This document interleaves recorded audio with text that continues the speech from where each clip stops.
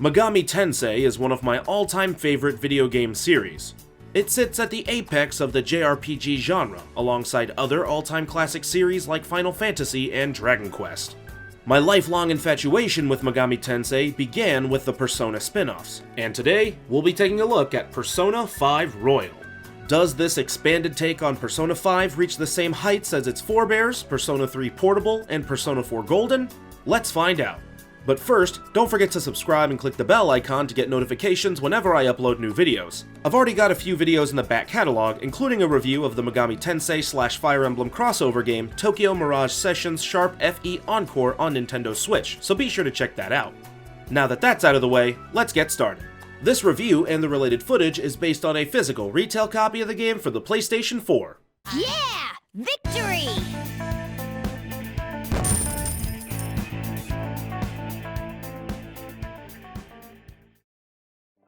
The Persona series historically follows a group of high school students with the uncanny ability to summon familiars known as personas, and Persona 5 is no different. Persona 5 follows the player-named protagonist who also goes by the alias Joker. Joker was harshly convicted of a petty crime and must relocate to Tokyo as part of his criminal rehabilitation. There, he awakens his persona and befriends a number of people that are also Persona Awakeners. Together, these Awakeners form the Phantom Thieves of Hearts, and these Phantom Thieves travel into the hearts of those corrupted by evil and remove the core of their twisted desires. With personas by their sides and the spirit of rebellion in their hearts, the Phantom Thieves right the wrongs of the world en route to facing the future's impending ruin. If you've never played Persona 5, or if you've never played a Persona game in general, Royal is a perfect launching point into the series. The narrative and the characters within it are fantastic. By day, you're a standard, unassuming high schooler trying to get good grades and find young love. By night, you fight otherworldly demons with your magic ghost friend. That is a very silly synopsis, but not an untrue one. There's so much content to see and do throughout the game's well over 100-hour-long story, and even after 100 hours, it's likely you won't be able to complete everything before reaching the end. I'm sure that sounds daunting, but it's actually by design. The narrative is designed to reward players who jump back in for a second or even third playthrough. And take it from me, it's a story well worth playing through to the end. Unsurprisingly, Persona 5 players will be quite familiar with the events that unfold in the Royal. The Royal essentially retreads the same ground as the original Persona 5. However, veteran players will notice quite a few unexpected twists and turns along the way, with new characters to meet and an entirely new section to the story. The new girl, Kasumi, is an incredibly charming character with a lot of heart, and she's a natural fit into the story. Actually, all the new story content feels very natural, with the same level of attentiveness and quality as the original Persona 5 content. All in all, the narrative is as amazing as ever. I don't want to say too much to avoid spoilers, so I'll just say this. RPGs typically live and die by their stories, and you can't do much better than the story of Persona 5 Royal. Visually, the game is spectacular. This isn't really a surprise since Persona 5 was already graphically brilliant. One advantage Royal has over vanilla Persona 5 is the lack of a PlayStation 3 version. This allows Persona 5 to take full advantage of the PlayStation 4 hardware. On standard HD TVs, Royal offers increased visual fidelity thanks to super sampling / spatial anti-aliasing. Royal can also take advantage of HDR if available. And PlayStation 4 Pro systems can run the game at 2160p, which is then upscaled to 4K. Regardless of your setup, however, Royal runs at a consistent 30 frames per second. I do wish the game ran at 60 FPS, but for a turn-based RPG, I suppose it doesn't really matter. Chalk it up to a personal preference rather than a necessity. Regardless, the visual improvements, while minor, are all perfect, non-invasive additions that make an exceptionally gorgeous game even more beautiful. The music is similarly incredible. There's no beating around the bush. If you know Persona, you know the music is on another level. And if you don't know Persona, then just take a listen. Familiar tracks have returned, such as Tokyo Daylight,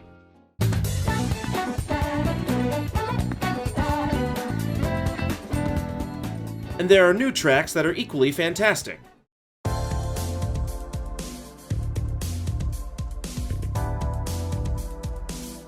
One of the most underrated aspects of Royal is the attention to detail Atlus put into the music. For instance, there are now 2 battle themes, the fan favorite song Last Surprise, You'll never see it come back.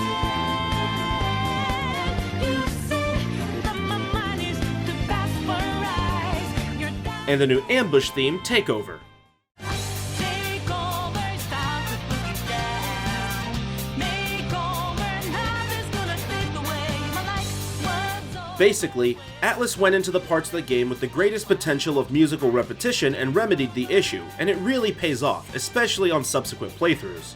Overall, the fantastic score of vanilla Persona 5 returns in all its glory, and the new tracks mesh perfectly in both style and tonality, making an already superb soundtrack that much better. Now let's get into the nitty-gritty of it. Persona 5's combat takes the tried-and-true methodology of turn-based gameplay and injects it with incredible amounts of style and flair. Detailing every single aspect of combat would easily make this video twice as long, so to keep it brief, there are 3 core mechanics. First, there's the melee attack, which is the weakest attack but costs nothing to use. Then there's the gun, which is more powerful than the melee attack but has limited ammo. And finally, there are, of course, personas. Persona attacks are akin to magic spells and cost either SP or HP to use. Foes and allies alike have weaknesses and resistances, so choosing the right attacks and the right party members is imperative. Again, there are plenty of supplemental mechanics, such as baton pass and all-out attacks, but these 3 mechanics are the foundation of the combat gameplay. Royal tweaks a number of battle mechanics to make combat more robust. The biggest change is the rebalancing of guns. Previously, guns had a finite amount of ammo per palace infiltration. This put a hard limit on how useful guns could be in vanilla Persona 5. In Royal, guns are now reloaded after each battle, meaning you'll enter every new battle with a full clip of ammunition. This gives guns a far bigger role in Royal than in vanilla Persona 5, where I often found myself never using bullets until the very end of a palace run. Now I use guns more liberally, which is great because there are enemies that are weak to bullets. This is an incredibly minor change, but it's one that makes a world of difference. Guns were previously a pis-aller, a move of last resort. However, they're far too weak to be a functional pis-aller. With this simple change, Atlus has made guns a reliable tool for general combat, which is the role guns were meant to occupy. There are also new mechanics, like the Showtime attacks. Showtimes are randomly occurring tandem attacks that deal almighty-type damage. There are only a few scenarios where Showtimes have a chance of activating, and due to the restrictive prerequisites, you can't become overly reliant upon them to turn the tides of battles. However, as a companion piece to the core mechanics, Showtimes keep battles surprising and fresh. Outside of combat, Persona has a lot of social mechanics. You can work a part-time job, buff your social stats, and build your relationships with other characters. Important characters have relationship meters known as confidant ranks. Hanging out with characters raises their rank, and higher confidant ranks grant bonus effects, both inside and outside of combat. Royal expands upon existing confidant ranks and adds new characters with their own unique confidant ranks.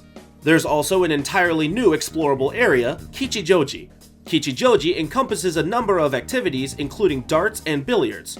For my money, one of the best little changes they've made is allowing simple activities after a full day. From near the onset of the game, you can now do basic activities in the evening at the cafe. You can craft tools, work out, read books, make coffee, etc. There are still times when you won't be able to do anything, but in general, you'll have more freedom at night. This relatively minor tweak is really a huge quality of life improvement over vanilla Persona 5. Taken together with the other changes, it's plain to see Royal's social mechanics have been tuned for maximum satisfaction. Basically, there are now more activities for you to partake in while you're not doing Phantom Thieves business, and you have more time to do them each day. This ensures that you'll always have something to occupy your time and attention, and you'll feel more adequately prepared for the trials that lie ahead. There's also a new feature separate from the main game known as the Thieves' Den.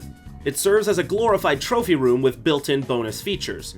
The Thieves' Den is also player customizable, so you can change the look, layout, and items present in the den. While not incredibly substantial, it's still super nice to have, especially if you want to take a little break from the main game and just play cards. There are a number of other smaller changes as well, across both social and combat gameplay. There are new costumes, a few of which have fun bonuses like changing the combat music. Palaces have gotten minor alterations, typically revolving around the new grappling hook mechanic. Baton Pass has been reworked into a new tier system. Boss battles have seen some additions and adjustments. There's a new character named Jose that appears in Mementos. Jose will trade you various items for a new currency type, the Mementos Flowers. Jose also establishes stamp stations, and players can use collected stamps to modify mementos. These modifications are increased money drops, better item finds, and greater experience yield. And there's still so much more, I couldn't possibly go into detail regarding everything that's been added or changed. The long and short of it is this: Royal has taken Persona 5's gameplay, both social and combat, and improved upon it in almost every conceivable way. That's really saying something too, because Persona 5's gameplay was already phenomenal, which puts the Royal's gameplay in a league of its own.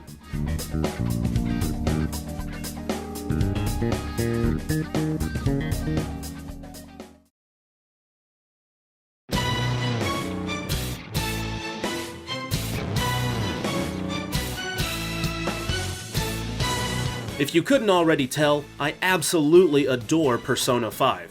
Appropriately, I have an even greater infatuation with Royal. All the original content plus new and reimagined content makes for an incredibly fresh and stylish experience that is sure to satisfy both new and familiar players alike.